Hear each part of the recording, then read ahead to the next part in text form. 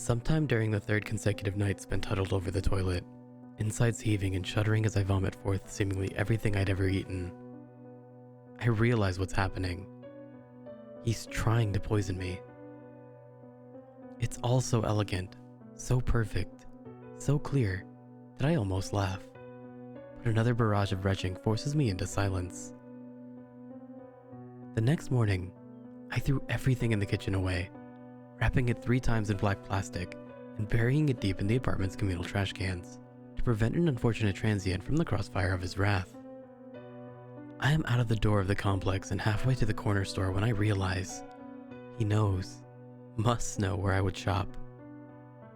I turn at random intervals, following an improbable path out of my familiar neighborhood, until I find a small shop with an unfamiliar name. Once inside, I hurriedly fill a small plastic basket. Brands that I had never eaten before, strange tins of ethnic ingredients I don't recognize, foods that I'd never thought of buying, soy milk, tofu.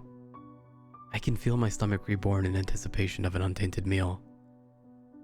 I prepare the meal in a fog of nervous anticipation, trying to focus on savoring the aromas and the grease-spitting sounds of the frying pan. It tastes clean, but then so has every other meal before this. I try to tell myself that the mounting pain inside of me is simple fear and anxiety, but before the stroke of midnight, I am again crouched in the dingy bathroom, surrendering the day's work into the porcelain mouth of the sewer. The next day, I pack up the remaining food and dispose of it with the same care. I eat out that day, layering debt onto the last of my credit cards at restaurants on the opposite side of town. He is more clever than I could ever imagine, and I am awash in despair as I spend another sleepless night gagging and sobbing on the tile floor. I imagine the algorithm, the perfect predictive model at his disposal, brilliantly charting my every move across the city. Every time I thought I outwitted him, I was willingly walking into his web. I buy a candy bar from a vending machine in a theater and hold it close like a talisman. When I get home, I filled a bath a few inches deep with rust-colored water and hold the little plastic wrap bundle beneath the water and squeeze. A thin, almost invisible stream of bubbles picks out the point where a foreign object had pierced through the protective layer. Through the haze of piercing hunger, I convince myself to try just one bite and to take the chance. It's a gamble that I do not win. In the small hours of the morning, as I press my fists into my empty protesting belly, I imagine the legion of his followers sliding silently through the restaurants and produce aisles of my life, slipping hypodermic needles into carefully selected packages of food. They are ruining and corrupting at his whim, surgical and efficient, before vanishing into the throng of the city at my approach.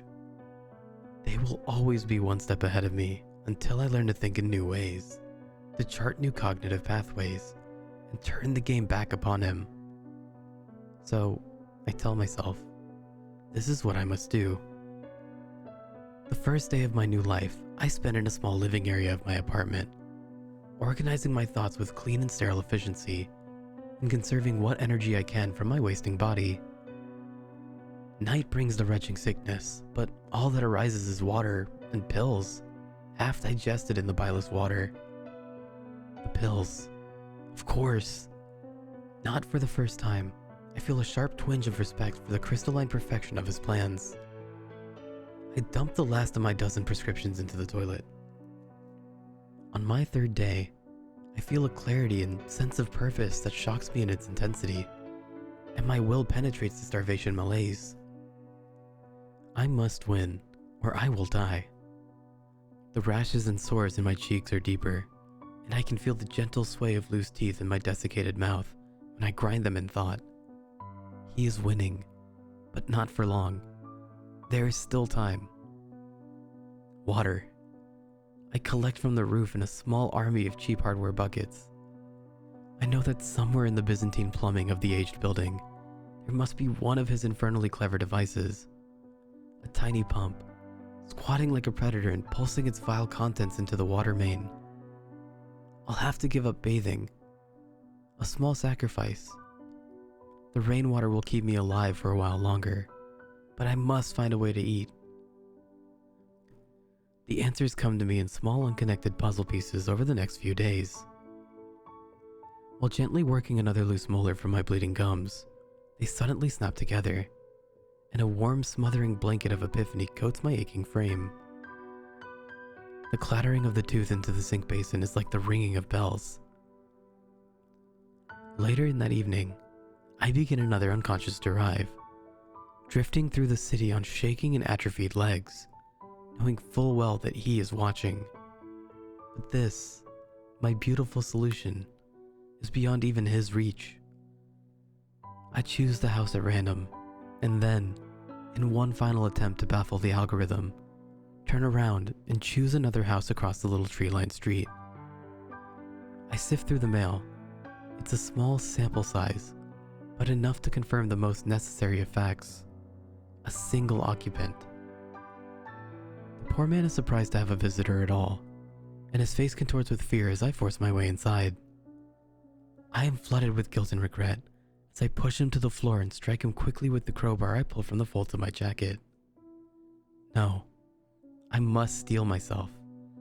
This is his fault. He has brought us to this, and this poor man is just another of his victims. I make quick work of the meat, the muscle memories of summers spent hunting in the mountains flaring up with each quick cut.